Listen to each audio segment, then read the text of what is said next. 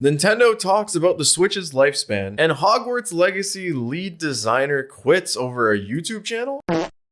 Welcome back to the dodump. So today we're gonna talk about the news that happened on Friday. I was too lazy to make a video, so here we are. I'm not gonna lie, a part of me just didn't want to cover the Hogwarts story because there's some topics there that I don't want to talk about. But after just doing a little reading, there was so much hypocrisy that it was pretty funny actually, so I wanted to talk about it. This is definitely a Killer Bird Boy episode. So Hogwarts Legacy. It's a Harry Potter game coming out in 2022 by Avalanche Studio, published by Warner Brothers themselves. Troy Leavitt, I don't know, leave it to the door. I don't know how to say his name. Stepped down as lead designer for the game. Reports is that he stepped down for getting criticism over his YouTube channel that featured such hot takes like Star Wars bad. Yeah, so Liam of Game Explained brought up this channel a few weeks ago, and Troy stepped down. Troy tweeting, "I made the decision to part with Avalanche Software. I have nothing but good things to say about the game, the dev team, and Warner Brothers Games. I will be releasing a YouTube video about this soon on my channel." So he steps down, he's not canceled. He said he's in good placement with not only Avalanche, but he also says, "Even though I disclosed my YouTube channel to Warner Brothers Games, it didn't appear to be an issue for them. But at least they seem more concerned with making good games than with pushing some kind of social justice agenda. So there is hope." But he's the one that stepped down, and he says that he's good with both Warner Brothers Games and Avalanche Studio. Let's look at this YouTube channel. The one that not only he said that he's gonna put his apology video, to which he openly quits for criticism on his YouTube channel, but he also says, "Are there still ads on my videos? When the story broke, I immediately demonetized them in all hopes that there would be less friction to anyone wanting to check them out." He's really pushing the YouTube channel. He even put it in the bio. All eyes are on him because he quit because of his YouTube channel. All right, let's look at this YouTube channel. So it's your typical things, you know, Star Wars suck,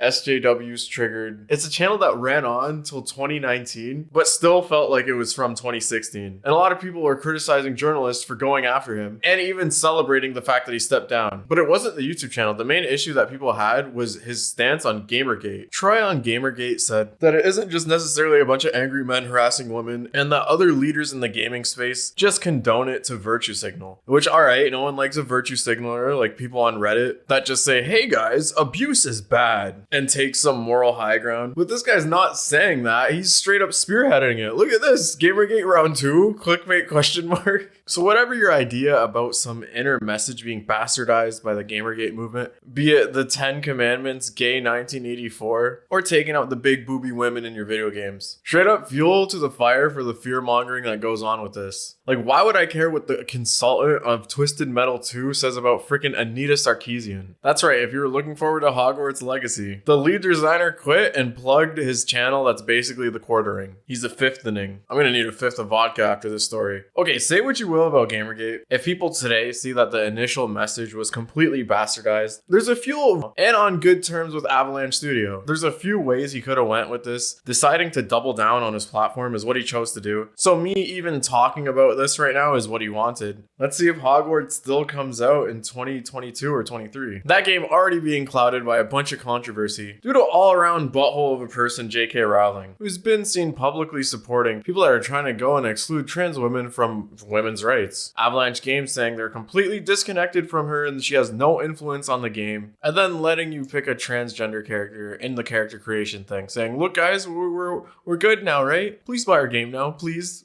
buy our game." So who knows if this is the reason Troy stepped down. If he's in such good standing with the studios, then he might have just stepped down to save the state of the game after the whole J.K. Rowling controversy. Not impossible that he has a bunch of shares in Avalanche Studios being a director and would directly profit from the game doing well. Of course, while being able to plug that sweet YouTube channel. Anyways, moving on. Nintendo's president Furukawa talks about the Nintendo Switch and that he approaches every year like a do or die situation. Furukawa says that he has some sleepless nights thinking about how consoles take a nosedive when they hit their midlife, in which he sees the Nintendo Switch in its midlife. Nintendo Switch finally hitting 4 years recently. Does that mean that we're gonna have 8 to 9 years of the Nintendo Switch? Recently, there's been a bunch of reports about a Switch Pro or the next version of the Switch, Switch XL, whatever you want to call it, with Samsung leaking a 7-inch OLED display and Nvidia leaking improvements to the processor, as well as data mining showing that the Nintendo Switch had firmware ready for this new hardware. About the insane success the Nintendo Switch has had in its life,